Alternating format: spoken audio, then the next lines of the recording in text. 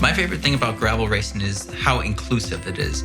It doesn't matter if you're a professional road racer, retired European World Tour rider, or if it's your first time doing an event. We get people from every discipline. We get mountain bikers, road bikers, we get retired people.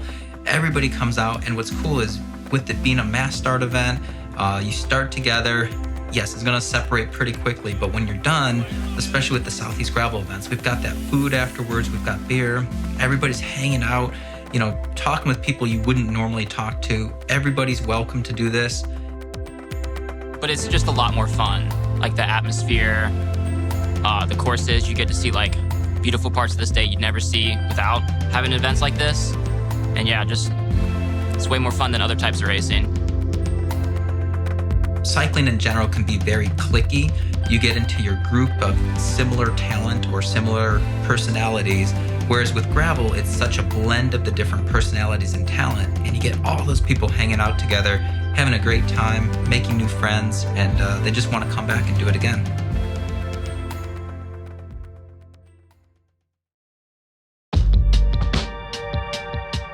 So Valhalla by far is our most difficult course. It's one of our newer courses. 2021 was our first year having the event there. It's a lot of climbing. We have this winding stairs climb. It's about a 4-mile climb, and it's brutal. It's got 10 to 12% pitches at times. When you get to the top of that, the climbing definitely is not done. About 75% of the way through the course, you have another climb that you hit, and it is brutal. It's about a mile long, and it has about up to a 20% pitch on it with some really loose gravel. A lot of riders actually have to walk parts of that because it's so steep. I think Valhalla, in my opinion, is the most beautiful course we have. Really good scenery. You get to the top of some of those climbs and you can see for miles. Really beautiful. Also has incredible gravel descents, which personally is my favorite.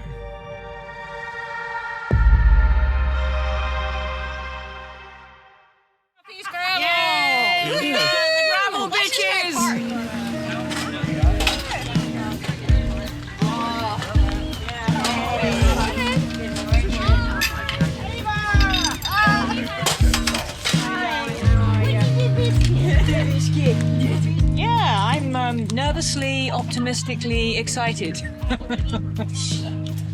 Have you ridden the course? I've done the short course. I have not done the long course. What the heck? This is new for me. Sorry. Some of it, anyway. Do you have any goals for the day? Yeah, I have some power and some heart rate goals that my coach gave me because I'm training for Unbound in a few weeks, and this is part of my training today. So it's, I think, 77 miles. It's going to be about 7,000 feet of climbing, maybe a little bit more, which is more than Unbound. So it's going to put a little bit more stress on my body than that actual ride will do. So it's going to be a good training ride. Oh, my tire pressure. Yeah, what pressure? I usually run about 30 PSI in these tires. These tires are fairly wide. They're wide generally so that I can get up pretty much any type of gravel. There are 4 different categories of gravel. Valhalla generally I think is about a Cat 2, Cat 3. It's not really gnarly, so I should be fine. The rolling resistance a little higher on wider tires though, but it's worth it just to give you the extra traction. Feel really good. We'll see. Proof's in the pudding, right? But yeah, put in all the training, and then I think this is the first real serious climb of the series. So we'll see. It'll separate the pretenders and the contenders, I guess. All right. Tell me about that climb. I haven't done it, so we'll find out. I'm hearing it's about a 30-minute climb, about 4 miles. So it should separate everybody pretty early on. So I don't think it'll be like the other races where you got big groups. I think it's gonna pretty much split everybody up, and you'll have 1s and 2s and 3s and 4s whenever it's all over. All right, so since it's Mother's Day weekend, my daughter came in to visit from college, and I signed her up to volunteer. So she's over in the tent handing out race numbers. I am. I haven't pre-ridden this one, so it's a little intimidating, but all of these races are so much fun, and they're so well run that I'm just looking forward to having a great time. It's gonna be fun. It's gonna be a fast day. A lot of climbing though, so. It's gonna be fun. What goals do you have? Ultimately a win, but we'll see. Just do the best I can. What category are you racing? 1939 short course. Okay. So Today's goal is to beat last year's time. Last year, I think I had a rough ride last year. I think it took me over 5 hours to finish this ride, so I'm looking to cut into that time. Always look to beat yourself. Make your own personal goals. Do better than you did the last time. So how are you feeling about today? I'm excited. Weather couldn't be any better. I've done the distance. The elevation's gonna be a challenge for me, so my goal is obviously to get through it. And that winding stair thing sounds a little intimidating, although I'm sure once I'm there, it'll just be, one pedal at a time.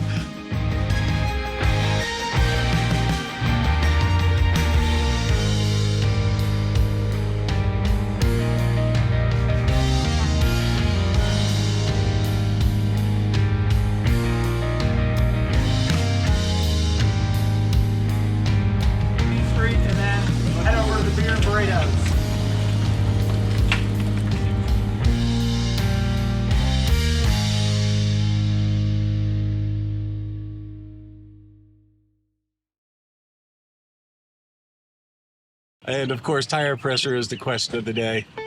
Yeah, so I have very studied, very specific scientific methods around my tire pressure. So before I race, when I check the rear and when I check the front, my methods involve.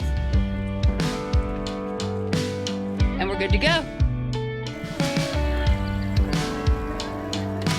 That's a great question. I didn't have a chance to ask anybody, but I chose to do 30 PSI.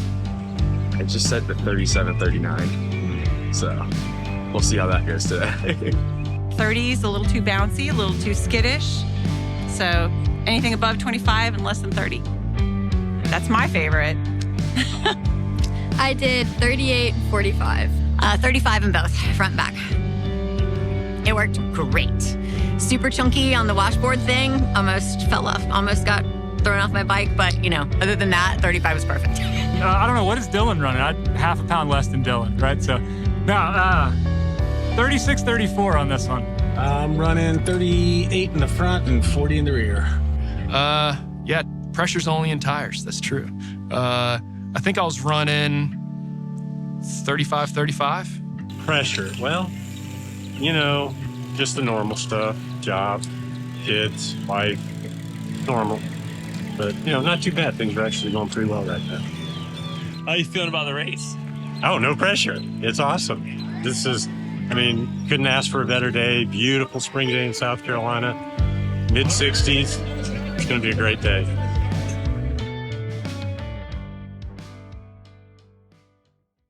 Yeah, so I finished third by about half a second, like that much. It was a bike throw for the finish. Yeah, was with the lead group all day. The lead group formed on the first big climb, winding stairs, and then just rolled with that, a group of 5, and it dwindled down to 4, and then rolled with that group for most of the day. And then Dylan dropped the rest of us, about 20 miles to go, and then me and Elliot finished sprinting for second place. That first climb is the longest one on the course. I think it comes at maybe mile 15 or so.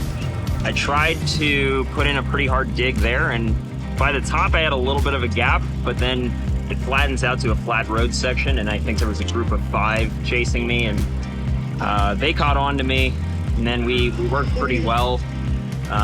Riders slowly kind of started dropping off. I think probably about halfway through the race, there's like a steep, maybe 3-minute kicker that I went hard on, and the only rider to follow was Elliot. And then I think shortly after that, just on another kicker, I put in a hard dig and I got rid of him as well. So then it was just probably 20 miles solo to the finish.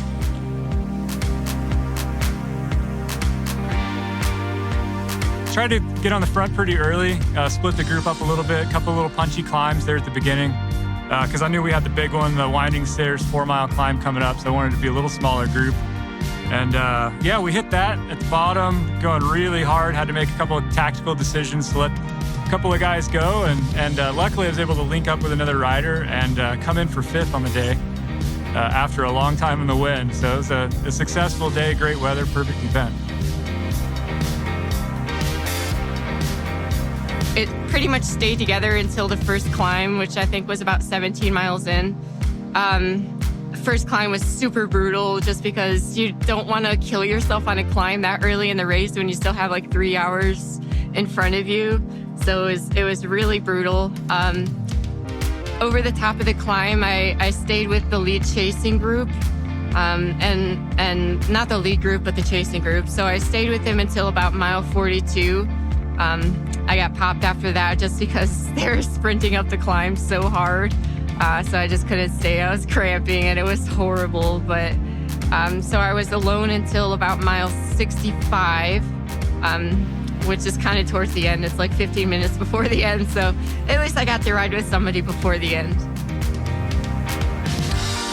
Yeah, so I was first place because there aren't many girls that do cycling as their like sport, and it was really fun to be out there racing with my teammates and my other friends. And even if there wasn't anyone else in my category, I got to ride with the national champion, which was really fun and exciting for me to get to race with her.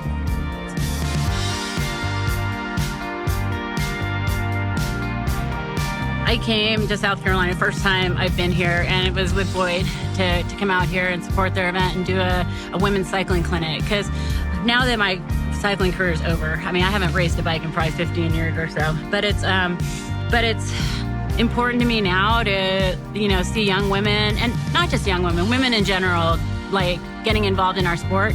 And I think a big part of that is feeling safe and feeling like you're welcome. And so what we were doing was clinics on how do you change a flat, how do you eat healthy, how do you do all these things. And so that was really important for me. And I mean, it kind of drives it home when you see when you see Ava have a problem today. She was one of the first girls that, I started working with after my cycling career, trying to be involved in sport again. And so, you see these girls grow up, and it's really meaningful and cool, and it kind of reinforces for me that, yeah, you're doing the right thing. and it's awesome because you can race your bike for years and years, which I did. And I mean, I feel fortunate that I was able to get an Olympic medal and able to win a world championship. And those are a big deal, but it's kind of like what's important to me now is seeing other people, being welcomed in our sport. And then of course, there are going to be some of the girls who want to take it to that next level, which I love to support them in that effort too.